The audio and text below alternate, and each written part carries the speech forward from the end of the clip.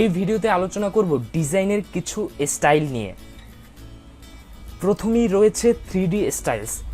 3D স্টাইলগুলো হয় এরকম যে ইলিউশন অফ ডেথ, মানে ডেথের একটা ইলিউশন তৈরি করে। যেমন আমরা এটা দেখে মনে হচ্ছে কিছুটা রিয়েল ডেথ মনে হচ্ছে, কিন্তু অ্যাকচুয়ালি এটা কিন্তু রিয়েল না, এটা সম্পূর্ণ ইলাস্ট্রেশনের মাধ্যমে তৈরি করা ইলিউশন তৈরি করা হয়েছে একটা ডেপথের বা ভলিউমের।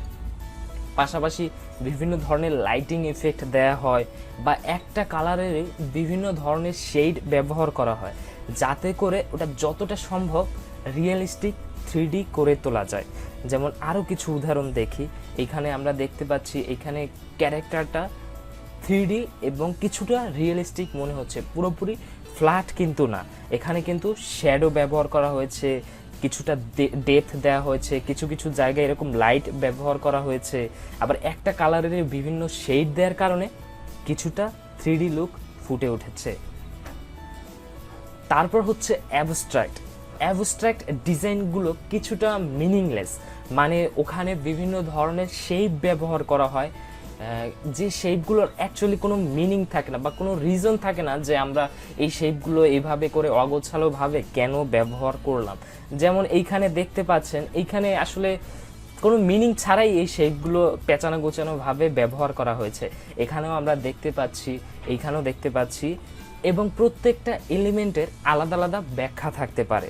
সে কারণে অ্যাবস্ট্রাক্ট ডিজাইনগুলো অ্যাকচুয়ালি অ্যাবস্ট্রাক্ট, মানে এগুলোর কোনো মিনিং নেই বা রিজন নেই, অগোছালোভাবে শেপগুলো ব্যবহার করা হয়। আমরা আরও কিছু দেখতে পাচ্ছি এখানে, যে এখানে শেপ ব্যবহার করা হয়েছে, মানে ডিজাইনটাকে একটু সুন্দর করার জন্য অ্যাবস্ট্রাক্ট ডিজাইনগুলো করা হয়। এখানে যে এলোমালোভাবে শেপগুলো ব্যবহার করা হয়েছে, আর এইগুলোকে বলে মেমফিস স্টাইল। এই যে এইরকম পেঁচানো গোছানো বা এইগুলো লাইনগুলোকে, এটা একটা ট্রেন্ডি স্টাইল, মেমফিস স্টাইল। এইটা নতুন নতুন অনেক ডিজাইনাররা এটা ব্যবহার করে ডিজাইনকে সুন্দর করার জন্য, আর এটাও একটা অ্যাবস্ট্রাক্ট ডিজাইন।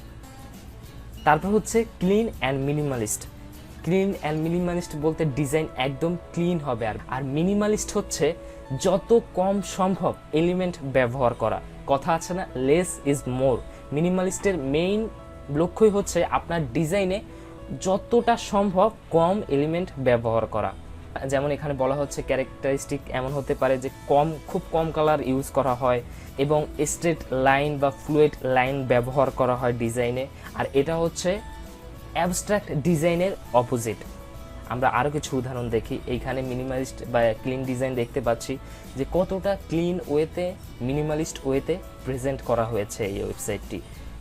তারপর হচ্ছে কনসেপচুয়াল আর্ট। এইখানে আর্ট করা হয় কিন্তু কোনো একটা কনসেপ্টকে বেস করে, কোনো একটা স্টোরি বলা হয়, আর এই ডিজাইনগুলোতে মেইনলি রিয়েলিটি থেকে কোনো কনসেপ্ট প্রেজেন্ট করা হতে পারে ডিজাইনের মাধ্যমে, বা এই ডিজাইনগুলোতে ডিজাইনারের হয়তোবা কোনো স্টোরি থাকতে পারে বা নিজের কোনো ব্যাখ্যা থাকতে পারে। প্রত্যেকটা কনসেপ্টে হয়তোবা ডিজাইনারের কোনো নিজস্ব ব্যাখ্যা থাকতে পারে। সে কারণে এটাকে বলা হয় কনসেপচুয়াল আর্ট, মানে ডিজাইনের মাধ্যমে কোনো একটা কনসেপ্টকে তুলে ধরা হয়। সেই কনসেপ্টটা হয়তো কোনো রিয়েলিটি বেসড হতে পারে, বাস্তবতা থেকে হতে পারে। আরও কিছু কনসেপচুয়াল আর্ট আমরা দেখতে পাচ্ছি। তারপর হচ্ছে ফেমিনিন স্টাইল। ডিজাইনেরও আলাদা ক্যারেক্টার থাকতে পারে, বা মেল বা ফিমেল এরকম থাকতে পারে কোনো ক্যারেক্টার। সেই কারণে ডিজাইনে মেইলিপনা ফুটিয়ে তোলার জন্য ফেমিনিন স্টাইল ডিজাইনগুলো করা হয়। এই ডিজাইনগুলো মূলত মেয়েদের কোনো ব্র্যান্ডের প্রোডাক্টে এই ডিজাইনগুলো করা হয়ে থাকে। এই ডিজাইনগুলো মূলত মেয়েদের কোনো ব্র্যান্ডের ডিজাইনের জন্য করা হয়ে থাকে। যেমন এইখানে হয়তো বা কার্সিভ বা ফ্লুয়েড কোনো ফন্ট থাকতে পারে। এই যে আমরা কার্সিভ ফন্ট দেখতে পাচ্ছি, বা ফ্লুয়েড ফন্ট ব্যবহার করা হতে পারে। আর হয়তো বা প্যাস্টেল কালার ব্যবহার করা হতে পারে।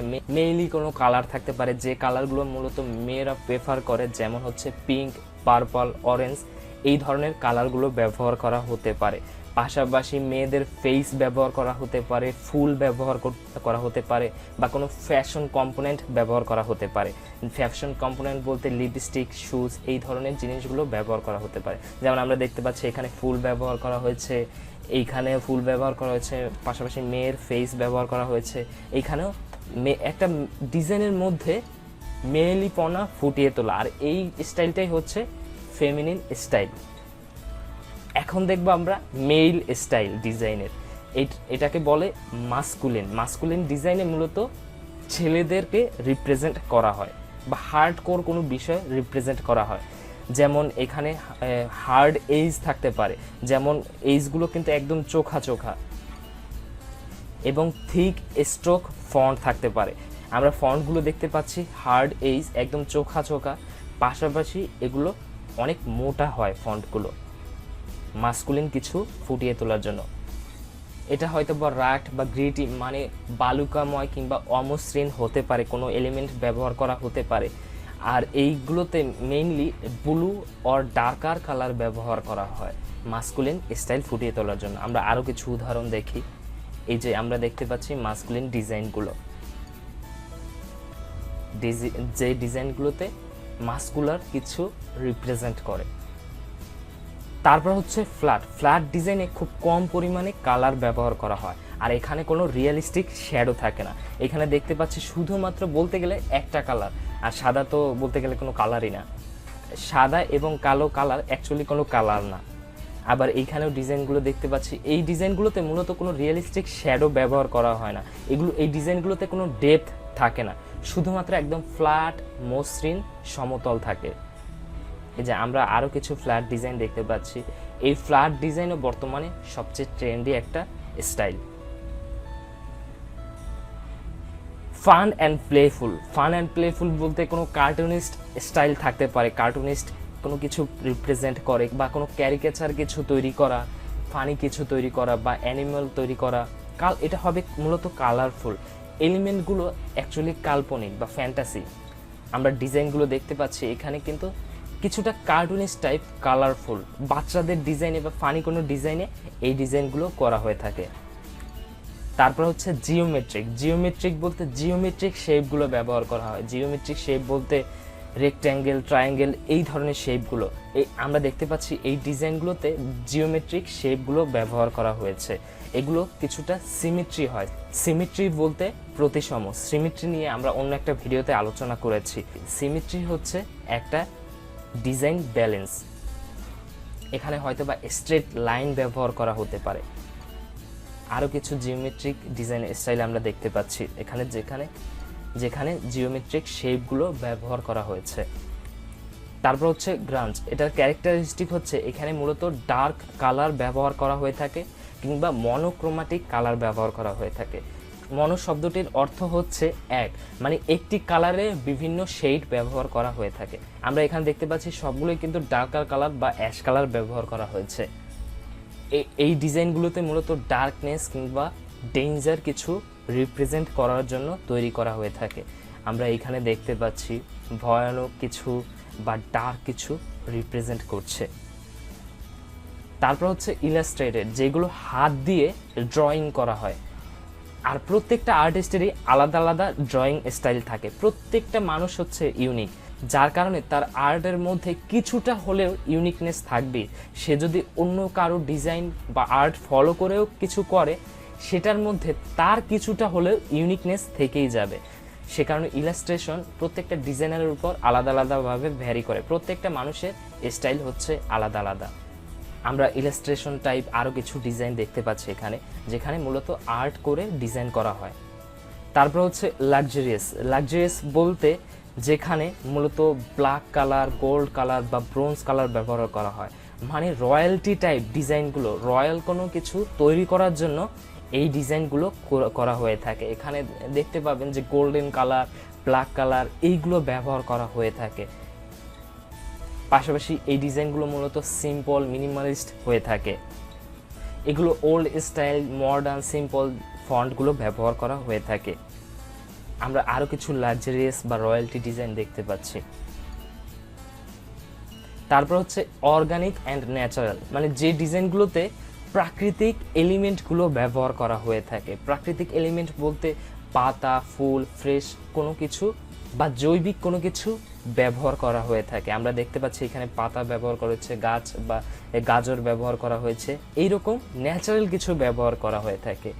এগুলোতে ইলাস্ট্রেটেড লুক বা অর্গানিক লুক কম্বাইন করে ডিজাইন করা হয়ে থাকে। যেমন এখানে আমরা দেখতে পাচ্ছি এই গাজরগুলো কিন্তু ইলাস্ট্রেটেড, মানে আর্ট করা, এগুলো কিন্তু আর্ট করা, সেটার সাথে প্রাকৃতিক ডিজাইনগুলো কম্বাইন করে তৈরি করা হয়েছে।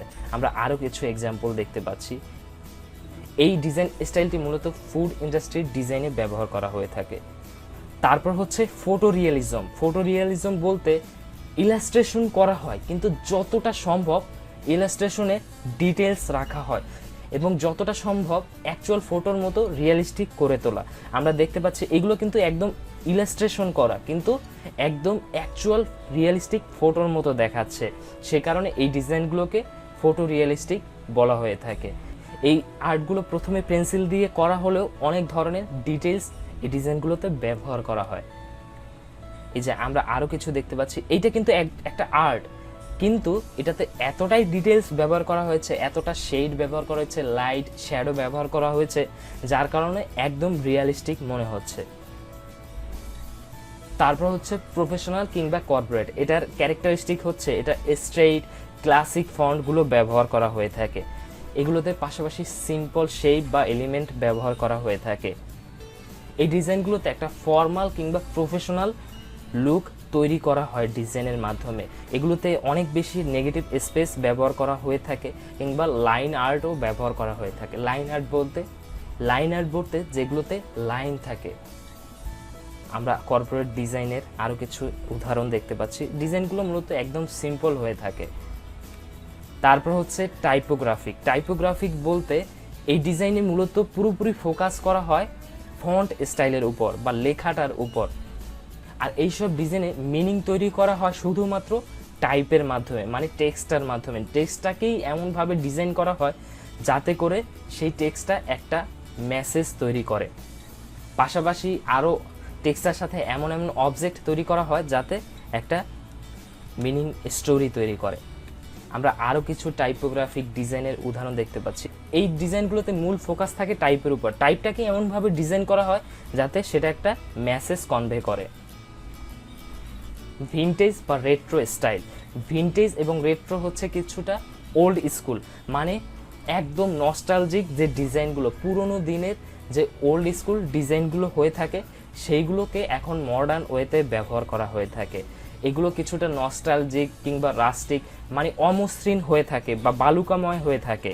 আর এগুলো মূলত পাস্টকে রিপ্রেজেন্ট করে, অতীতকে রিপ্রেজেন্ট করে। অতীতের একটা লুক ফুটিয়ে তোলা হয়। এটা হতে পারে 1900 সালের কোনো কিছু রিপ্রেজেন্ট করা। এই ডিজাইনগুলোতে এমন এলিমেন্ট ব্যবহার করা হয় যেগুলো 1900 সালের। এই ডিজাইনগুলোতে গ্রামীণ কিছু ফুটিয়ে তোলা হয়। এই ডিজাইনগুলো হয়ে থাকে ওল্ড স্কুল লেটার প্রেস কিংবা হাতে তৈরি করা টাইপফেস এখানে ব্যবহার করা হয়ে থাকে। এই যে আমরা আরও কিছু ভিনটেজ বা রেট্রো স্টাইল দেখতে পাচ্ছি।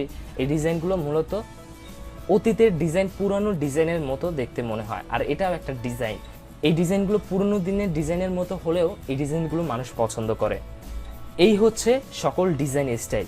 আপনি আপনার চোখের সামনে যত ডিজাইন দেখতে পান সকল ডিজাইনই কোনো না কোনো এই ডিজাইন স্টাইলের মধ্যে পড়বে। আপনার কাজ হচ্ছে এই ডিজাইন স্টাইলের মধ্যে যে কোনো একটাকে বেছে নেওয়া এবং সেটাতে মাস্টারি অর্জন করা। আর মাস্টারি অর্জন করতে পারবেন তখন যখন আপনি কোনো এই ধরনের পার্টিকুলার স্টাইল ডিজাইনারকে ফলো করবেন। তাদের ডিজাইনগুলো, তাদের এলিমেন্টগুলো আপনার ডিজাইনে ব্যবহার করতে থাকবেন। ওই ডিজাইনগুলো আপনি যত দেখবেন তত আপনার ভিতরে এই ডিজাইন স্টাইলটা আয়ত্ত হতে থাকবে। আর এগুলো প্র্যাকটিসের কোনো বিকল্প নেই। আপনি যত প্র্যাকটিস করবেন তত আপনি পার্টিকুলার একটা ইউনিক স্টাইল তৈরি করতে পারবেন। সে কারণে আমি রেকমেন্ড করব, আপনি যদি এই ধরনের কোনো পার্টিকুলার স্টাইল ফলো করতে চান তাহলে ড্রিবলে অনেক পার্টিকুলার স্টাইল নিয়ে ডিজাইন করে এরকম ভালো ভালো ডিজাইনার আছে, তাদেরকে আপনি ফলো করতে পারেন, তাদের ডিজাইনগুলো কপি করতে পারেন। কপি করতে করতে একসময় আপনি ওই ডিজাইনটা আয়ত্ত করতে পারবেন। আর ড্রিবলে আপনি কাদেরকে ফলো করবেন সেটা আমরা সামনের কোনো ভিডিওতে বলবো। ওই ডিজাইনারদের ডিজাইনগুলো আপনাদের কাজ হচ্ছে ফলো করা, কপি করা, তাদের ডিজাইনগুলো দেখে প্র্যাকটিস করা। এই ডিজাইন স্টাইলে মাস্টারি অর্জন করতে হলে প্র্যাকটিসের কোনো বিকল্প নেই। আপনার কাজ হবে সকলগুলো একসাথে না করে আপনার যে কোনো একটা স্টাইলে মাস্টারি অর্জন করা। ওয়েব ডিজাইনের ইউজার ইন্টারফেস ডিজাইন কিংবা এই পাশের ব্রোশিওর ডিজাইন, ফ্লায়ার ডিজাইন, বুক কভার ডিজাইন, এগুলো প্রত্যেকটা আলাদা আলাদা হলেও কিন্তু সকল ডিজাইনের প্রিন্সিপাল কিন্তু একই।